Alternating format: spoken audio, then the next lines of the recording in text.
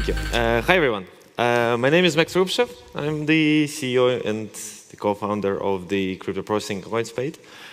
You might have heard about us. The cryptoprocessing.com processes around 2 million transactions a month, which is slightly over $1 billion a month. So we are the biggest crypto processing solution in the world.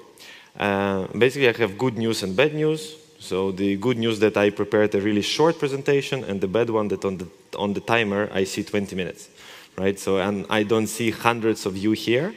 So think about some interesting questions because we apparently have a lot of the time to speak today. Basically,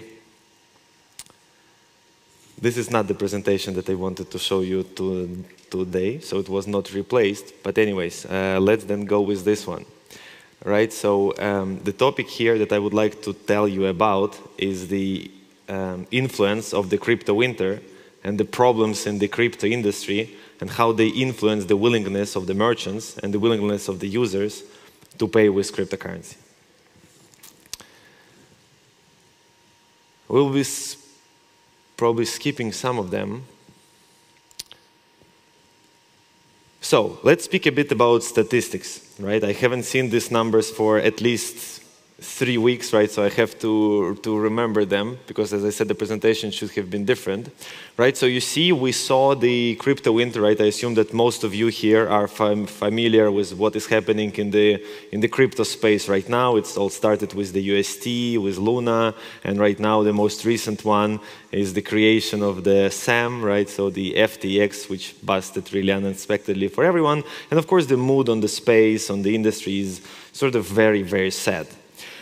When we speak about transactions, right, and volumes between the merchants and the customers who want to pay really with crypto, you see that in the beginning of 2022, it's still sort of on the same level as Q4. And if you remember, Q4 2021 was the best month for crypto. The Bitcoin had ATH, all-time high in the price, right, and it was everywhere in the news.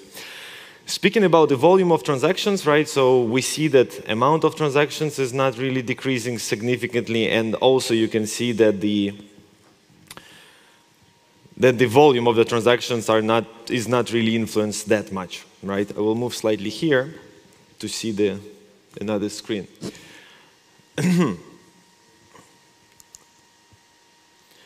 So let's speak a bit about the events which are happening in the space, right, and what is exactly, how they influence the market immediately, right? So here on the chart, you can see the transaction amount, which shows the willingness of the customer to spend crypto, right? So amount of transactions only with us, right? We are not analyzing anything else, right? We have a usual clients, a usual merchants.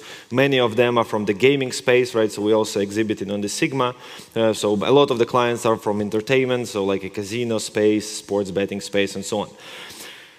And basically, you can see when the Luna was collapsing, right? It was what, the middle sort of May. You see the volumes at that time was sort of on the peak, and the transaction amount was just on the small decline. And you see it was still a few weeks after the collapse that the transaction amount was still struggling a bit, but just a few weeks after, everything went back to normal.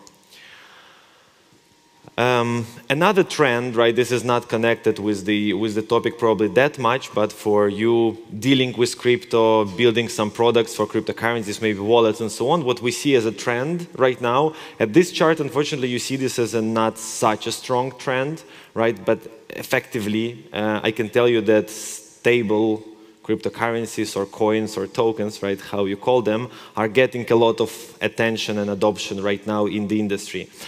If you speak about, for example, 3 years ago, it was still mostly Bitcoin, right? 5 years ago, it was only Bitcoin. All the rest of cryptocurrencies, people were not really speaking about them and really seeing them as a candidate to really accept them for the payments. Yeah, so the conclusion, I can tell you that what is happening in the crypto space is not really influencing that much the willingness of the clients, of the merchants, of the businesses to trade between each other in crypto, and doesn't really influence the willingness of the customer to spend their crypto. If you think about it, basically the asset which is increasing in price it's vice versa, the asset that the client might not be willing to spend, right? Why to spend 1 Bitcoin today to buy a car if in 1 month you can spend it to buy a house, right? So when these assets are depreciating in price, people are more likely to spend it because they see that this is decreasing in price, right? The same way how inflation stimulates the economy, right? Because everyone are trying to get rid of their assets. This we will skip. Yeah, this is a bit of advertising that you can, that you should be accepting cryptocurrency in your businesses, but I assume that you already know very well how to accept cryptocurrency, and most of your businesses are involved in crypto. If you like to discuss how to accept crypto, we can speak immediately after. And that's basically it, guys. So unfortunately, we see that the timing was a bit off. And the presentation was a bit off, honestly. So we can speak if you guys are interested to know more. What are the trends? What are the problems? What are the keys of accepting crypto as a payment method? I've been in the industry for 9 years professionally, and for 7 years I'm mostly concentrated on the payments in crypto, mastering the flows, mastering the products, and so on. Anyone? Hi, I'm also from Ukraine. So I wanted to ask you, right now I heard that the government, not ours, but in general, is implementing new electronic USD or like something, new electronic money, not crypto, some other thing. And that made me really doubtful about the crypto stuff. Yeah, I don't know what exactly makes you doubtful, right? There is a way, there is a certain new type of asset which is called CBDC, which is the central bank digital currency.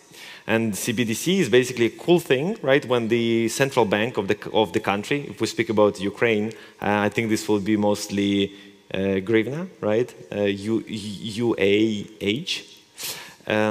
So basically CBDC is the asset which is printed by the central bank, right? So it's central bank money, right? This is not something printed by someone to exchange for something, right? This is just a way how I see CBDCs when we speak about European Union and the countries which are not US. This is a very good movement sort of to step aside from the Visa and the MasterCard, right? Because majority of the payments that, for example, we do in Ukraine, right, within the country, they are still going through the schemes like a Visa and MasterCard, right? And they still charge their fee, right? So actually the internal economy just running internally, but a bit of the fees are flowing to US, right? And of course, this is the attempts of many governments around the world try to create their own schemes within the country. Like we saw this in Russia, we see this in Germany with EC card that no one really has, but everybody accepts. And these ideas are not so ideal, right? Because they also cannot be connected to the phone, to the Apple Pay, to the Google Pay, because they are sort of like outsiders slightly. And CBDC, the idea is that it will be still on the blockchain. Most likely it will be centralized blockchain. It will not be a blockchain that we can all program something and use, but at least it will be living in our digital devices. So just imagine you're within the country, you need to pay for the underground transport, right, for the tickets, I don't know, in the cafe and whatever, and you can use your phone with a digital wallet, which might be similar to cryptocurrency, might not be similar to cryptocurrency, but you will have some interesting technology how you can use money inside of the country without relying on the providers from US or whatever. So I think you mean CBDC, and CBDC will have its own place in the world's economy. It's somewhere between the crypto, which is slightly anarchical, uncontrolled, and raises many questions, as we heard on the panel before, raises some questions from the regulators and the point of money laundering concerns and privacy and anonymity and so on, but also and on the other side, very centralized providers like Visa, MasterCard, SWIFT, SEPA, and so on. So this will be a bit of a middle between really centralized and really anarchical, crypto, uncontrolled stuff. Anyone else? We already have a microphone in the room, so we can easily move it across the room.